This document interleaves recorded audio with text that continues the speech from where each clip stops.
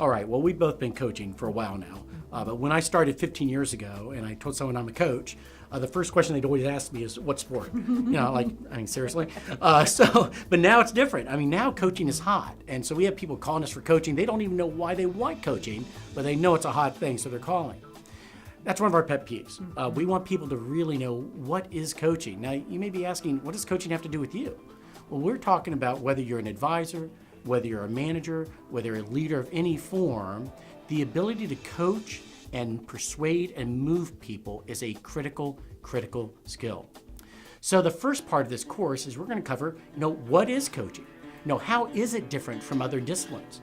For example, you have mentors, and mentors are people that you hire and that you want to work with based on their expertise and what they bring to the table. You want to mirror yourself off of them. And then, of course, we have consultants, which sometimes people think we're consultants. Consultants are individuals that are going to tell you what you need to do. They're sometimes going to spoon feed you and tell you directly this step, that step. Whereas with coaching, the great thing about coaching is we are empowering our clients and the people we work with. And if you truly want to do coaching, it's about asking questions and really actively listening. And how do you empower people? Through the model of asking great, powerful questions.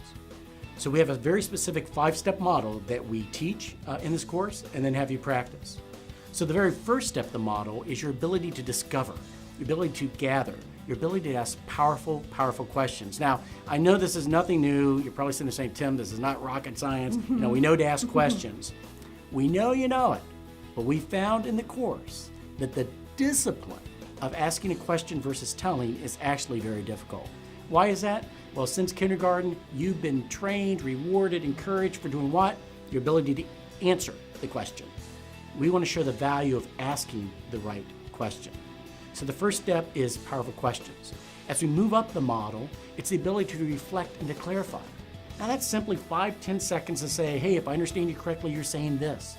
Or it sounds like you feel frustrated, or whatever. You can reflect emotions, you can reflect back the content of what they're saying, but the fact that you let the person know they're heard. So it serves 2 values. One, they know you've heard them, so it bonds you right there. It also corrects your listening, because you might reflect back and say, hey, I hear your number 1 goal is this. And they might come back and say, no, my number 1 goal is this. So you can correct your listening. In fact, if anyone's ever told you to be a better listener, how do you do that? Best way? Become a better reflector. The third step is to strategize and to problem solve.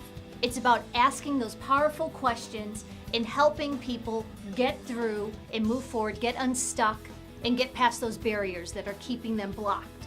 Right, and the reason we still use questions here is because people don't destroy what they create. So if they give you the answer of what they should be doing, there's more buy-in. They're going to do it. Absolutely. And then, of course, we get to move to the 4th step, which is action. And action is about moving it forward, taking it from point A to point B. What will you do? How will I know you've done it?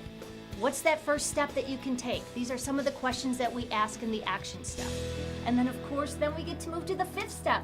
And our managers, I will say, and our leaders in the organizations we work with love this aspect for the ROI, and it's all about assessing the progress in the coaching. Look, this 5-step model, it's not rocket science, but it's about self-discipline. And so the most important part of this course is practice. And look, if you're someone that hates role plays, you despise role plays, you stay away from role plays, you're in the club. We hate them, we don't like them, we don't like doing them. So instead of role plays, what we do is real coaching. We have each participant pick one area of their life that they'd like to tweak. Maybe it's a personal goal you have about working out more. Maybe it's a business goal you have. It's up to you. We give a lot of freedom there. And then we have you practice coaching around that goal. That way the coach gets real practice with your real blocks, your real emotions, etc. And the nice side benefit is the coachee walks out with an action step of something you care about. And we'll do multiple rounds of that until we have the discipline to follow that 5-step model. And so whether you're a financial advisor, we have a version for clients. How do you coach your clients? If you're a manager, if you're a professional, anyone that really has a desire to impact lives and help persuade people to reach their goals faster, easier, and in a more satisfying method, then you want coaching skills. So we hope you join us in the course.